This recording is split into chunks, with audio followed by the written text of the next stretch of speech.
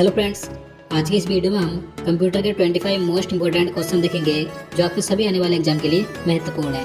तो इसलिए वीडियो पूरा एंड तक देखते रहिए। तो चलिए आज का वीडियो शुरू करते हैं। तो यहाँ पर आज का पहला क्वेश्चन है, निम्नलिखित में से किसे कंप्यूटर का पितामह कहा जाता है। तो देखिए, जितने क्वेश्चन मैं आपके लिए इस वीडियो में लेकर आया हूँ, अगर आपको इनमें से किसी का भी आंसर पता है तो आप नीचे कमेंट बॉक्स में बता सकते हैं, ताकि आप इस वीडियो के माध्यम से अपना रिवीजन कर सकें। तो देखिए, कंप्यूटर का पितामह यानी कि फादर ऑफ कंप्यूटर या कंप्यूटर का जनक किसे कहा जाता है, तो चार्ल्स बेबेज को कहा जाता है। तो इसका आंसर ऑप्शन भी हो जाएगा चार्ल्स बेबेज को। देखिए, इनका जन्म लंदन में 1791 में हुआ था। तो आपको याद रखना है, father of computer Charles Babbage को कहा जाता है। अगला क्वेश्चन है, कंप्यूटर की भौतिक बनावट क्या कहलाती है। तो देखिए, आप सभी जानते हैं जो कंप्यूटर की भौतिक बनावट होती है क्या कहलाती है, हार्डवेयर कहलाती है। तो इसका आंसर ऑप्शन भी हो जाएगा हार्डवेयर। देखिए, कंप्यूटर के वे भाग जिन्हें हम देख सकते हैं, छू सकते हैं, तो उसे हार्डवेयर कहते हैं। जबकि जो सॉफ्टवेयर होता है, इसे हम ना ही छू सकते हैं ना ही इसे हम देख सकते हैं। देखिए, सॉफ्टवेयर के आधार पर ही कंप्यूटर का हार्डवेयर कार्य करता है। तो आपको याद रखना है। अगला क्वेश्चन है, वह हार्डवेयर डिवाइस कौन सी है जिसे आमतौर पर कंप्यूटर का ब्रेन कहा जाता है। तो देखिए, कंप्यूटर का ब्रेन यानी कंप्यूटर का मस्तिष्क किसे कहा जाता है, तो सीपीयू को कहा जाता है। तो इसका आंसर ऑप्शन सी हो जाएगा, सीपीयू को। देखिए, इसकी फुल फॉर्म क्या होती है, सेंट्रल प्रोसेसिंग यूनिट। याद रखना है। देखिए, यह कंप्यूटर का नियंत्रक भाग होता है जो कंप्यूटर के सारे कार्यों को नियंत्रित करता है तथा यह इनपुट को आउटपुट में रूपांतरित भी करता है। तो आपको याद रखना है, कंप्यूटर का ब्रेन सीपीयू को कहा जाता है। अगला क्वेश्चन है, इंटीग्रेटेड सर्किट चिप का विकास किसने किया था। तो इसका आंसर ऑप्शन सी हो जाएगा, रॉबर्ट नोयस और जैक किल्वे ने। इन दोनों ने मिलकर इंटीग्रेटेड सर्किट चिप यानी कि आईसी चिप का विकास किया था। देखिए, जो इंटीग्रेटेड सर्किट चिप होती है, इस पर सिलिकॉन की परत होती है। तो ये क्वेश्चन कई बार पूछा जाता है कि इस पर कौन सी परत होती है, तो सिलिकॉन की परत होती है। देखिए, इसे एकीकृत परिपथ, सूक्ष्म परिपथ, सूक्ष्म चिप और सिलिकॉन चिप के नाम से भी जाना जाता है। याद रखना है। अगला क्वेश्चन है, चुंबकीय डिस्क पर किस पदार्थ की परत होती है। तो देखिए, चुंबकीय डिस्क है, यह एक कंप्यूटर मेमोरी डिवाइस है जिस पर आयरन ऑक्साइड की परत होती है। तो इसका आंसर ऑप्शन हो जाएगा आयरन ऑक्साइड की। अगला क्वेश्चन है, कंप्यूटर में किसी शब्द की लंबाई किससे मापते हैं। तो देखिए, कंप्यूटर में किसी शब्द की लंबाई बिट से मापी जाती है। तो इसका आंसर ऑप्शन भी हो जाएगा बिट से। और देखिए, अगर आपसे क्वेश्चन पूछा जाए कि कंप्यूटर मेमोरी की सबसे छोटी इकाई कौन सी है, तो बिट है। बिट कंप्यूटर मेमोरी की सबसे छोटी इकाई है। तो देखिए, मैं आपको बता दूं, 8 बिट मिलकर 1 बाइट बनाते हैं, यानी कि 8 बिट बराबर 1 बाइट होता है। और 1024 बाइट बराबर 1 केबी यानी कि 1 किलोबाइट होता है। इसी प्रकार से 1024 केबी बराबर 1 मेगाबाइट होता है, यानी कि 1 एमबी होता है। 1024 एमबी बराबर 1 जीबी यानी कि 1 गीगाबाइट होता है। और 1024 जीबी बराबर 1 टेराबाइट होता है। 1024 टेराबाइट बराबर 1 पीबी यानी कि 1 पेटाबाइट होता है। तो इसी प्रकार से एक कंप्यूटर मेमोरी की इकाई होती है। लेकिन कंप्यूटर मेमोरी की सबसे छोटी इकाई होती है बिट, जो कि कई बार एग्जाम में पूछी जाती है। याद रखना है।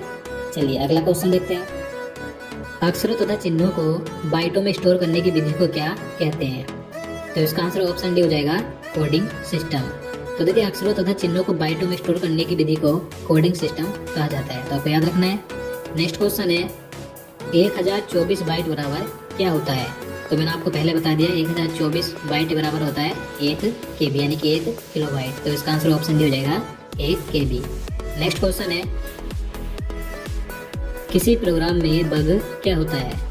तो देखिए, किसी कंप्यूटर प्रोग्राम में बग शब्द का प्रयोग एरर, त्रुटि, दोष, गलती को वर्णित करने के लिए किया जाता है। तो कंप्यूटर प्रोग्राम में बग शब्द का प्रयोग होता है एरर के लिए। तो इसका आंसर ऑप्शन भी हो जाएगा एरर के लिए। अगला क्वेश्चन है, डिजिटल कंप्यूटर किस सिद्धांत पर कार्य करता है। तो देखिए, जो डिजिटल कंप्यूटर होता है, ये गणना के सिद्धांत पर कार्य करता है। तो इसका आंसर ऑप्शन हो जाएगा गणना के सिद्धांत पर। नेक्स्ट क्वेश्चन है, सर्वाधिक तेज गति का प्रिंटर कौन सा है। तो देखिए, इस क्वेश्चन में बताना है कि सबसे तेज गति वाले प्रिंटर कौन से होते हैं।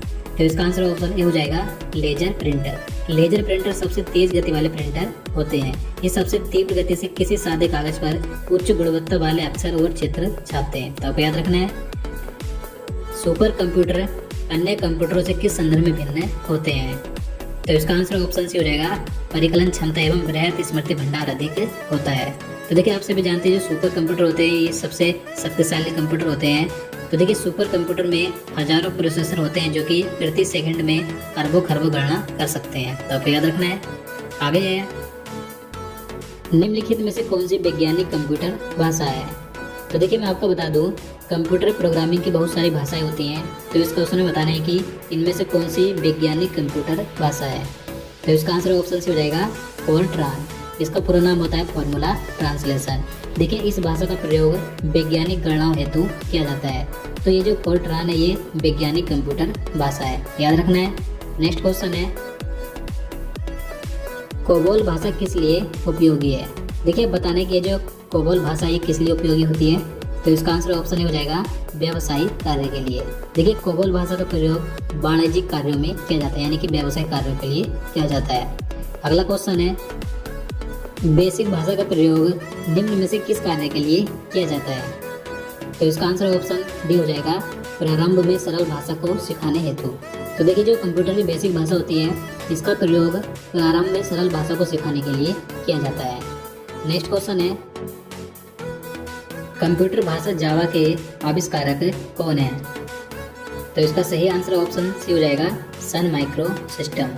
तो देखिए जावा एक कंप्यूटर की प्रोग्रामिंग भाषा है जिसे कि सन 1995 में अमेरिकी कंपनी सन माइक्रो सिस्टम द्वारा विकसित किया गया था। तो जावा के आविष्कारक कंपनी का नाम है सन माइक्रो सिस्टम। अगला क्वेश्चन है, कौन सा सॉफ्टवेयर शब्द संसाधन में प्रयोग किया जाता है? तो देखिए आप सभी जानते हैं। तो इसका आंसर ऑप्शन सी हो जाएगा MS वर्ड। काफ़ी फेमस सॉफ्टवेयर है कंप्यूटर का। देखिए MS वर्ड एक सॉफ्टवेयर है जो कि वर्ड यानी कि शब्द प्रोसेसिंग कार्य के लिए प्रयोग किया जाता है, जो कि विंडो ऑपरेटिंग सिस्टम है, याद रखना है। नेक्स्ट क्वेश्चन है, इंटरनेट के क्षेत्र में www का सही रूप क्या है?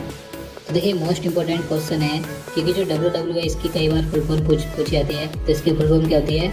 World wide web. तो इसका आंसर ऑप्शन भी हो जाएगा वर्ल्ड वाइड वेब इसकी फुल फॉर्म होती है। और देखिए इसके आविष्कारक कौन थे? तो इसका आविष्कार किया था टिम बर्नर्स-ली ने, याद रखना है। नेक्स्ट क्वेश्चन है, रैम का पूर्ण रूप क्या है? तो देखिए आप सभी जानते हैं कई बार एग्जाम में रैम और रोम की फुल फॉर्म पूछी जाती है। तो रैम की फुल फॉर्म क्या होती है? Random access memory. तो इसका आंसर ऑप्शन ही हो जाएगा रैंडम एक्सेस मेमोरी रैम की फुल फॉर्म होती है। और देखिए ये कंप्यूटर की अस्थायी मेमोरी होती है। और जो रोम होती है इसकी फुल फॉर्म क्या होती है? Read only memory. और ये कंप्यूटर की स्थायी मेमोरी होती है। तो आपको दोनों याद रखनी है। अगला क्वेश्चन है, कंप्यूटर में जाने वाले डेटा को क्या कहते हैं?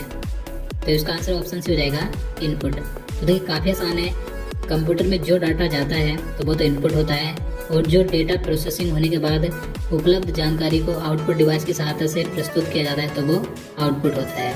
अब देखिए यहाँ से क्वेश्चन पूछे जाते हैं कि इनपुट डिवाइस कौन सी है और आउटपुट डिवाइस कौन सी है। तो मैं आपको इनपुट डिवाइस बता दूँ, इनपुट डिवाइस कौन कौन सी होती है, जैसे कि कीबोर्ड, माउस, स्कैनर, माइक्रोफोन आदि। बात करें आउटपुट की, आउटपुट डिवाइस कौन कौन सी होती है, जैसे कि screen, monitor, earphone, printer, projector आदि। तो आपको दोनों का एग्जाम्पल याद रखने कई बार एग्जाम में पूछे जाते हैं। अगला क्वेश्चन है, कंप्यूटर के भाग जो जोड़, घटाव, गुणा, भाग और तुल्यात्मक कार्य करता है तो उसे क्या कहा जाता है? तो उसे कहा जाता है ALU। तो इसका आंसर ऑप्शन हो जाएगा ALU। इसकी फुल फॉर्म होती है arithmetic logic unit. Next question है, LCD का पूरा नाम क्या है? अब देखिए कई बार एग्जाम में LCD और LED की फुल फॉर्म पूछी जाती है, क्या होती है? तो LCD की फुल फॉर्म होती है लिक्विड क्रिस्टल डिस्प्ले। तो इसका आंसर ऑप्शन डी हो जाएगा लिक्विड क्रिस्टल डिस्प्ले, LCD की फुल फॉर्म होती है। बात करें LED की, तो LED की फुल फॉर्म होती है लाइट इमिटिंग डायोड। दोनों याद रखनी है। अगला क्वेश्चन है, क्वेश्चन नंबर 24 है, CTRL, शिफ्ट और ALT को कौन सी की कहा जाता है? तो इसका आंसर ऑप्शन ए हो जाएगा मॉडिफायर की। तो देखिए जो कंप्यूटर कीबोर्ड में CTRL, शिफ्ट और ALT होते हैं तो इन्हें मॉडिफायर की कहा जाता है। मॉडिफायर की कंप्यूटर की एक विशेष की होती है, याद रखना है। रैम किस प्रकार की मेमोरी है? तो देखिए जो रैम होती है यानी कि रैंडम एक्सेस मेमोरी है, यह कंप्यूटर की मुख्य मेमोरी यानी कि प्राइमरी मेमोरी होती है। तो इसका आंसर ऑप्शन डी हो जाएगा मुख्य मेमोरी होती है। मैंने आपको बता दिया है कि ये कंप्यूटर की अस्थायी मेमोरी होती है, क्योंकि देखिए इसमें अचानक कंप्यूटर अगर बंद हो जाए तो इसमें डाटा चला जाता है, यानी कि डाटा खो जाता है। तो इसलिए अस्थायी मेमोरी होती है। और जो रोम होती है ये कंप्यूटर की स्थायी मेमोरी होती है, क्योंकि इसमें अचानक कंप्यूटर बंद होने पर डाटा होता नहीं है। तो आपको याद रखना है। तो दोस्तों आज के लिए इतना ही। उम्मीद करता हूँ आपको वीडियो पसंद आया। अगर आपको वीडियो अच्छा लगा हो, आपके लिए हेल्पफुल हो, तो प्लीज़ वीडियो को लाइक और शेयर करना, साथ ही चैनल को सब्सक्राइब कर लेना। चलिए मिलते हैं किसी नई वीडियो में। जय हिंद।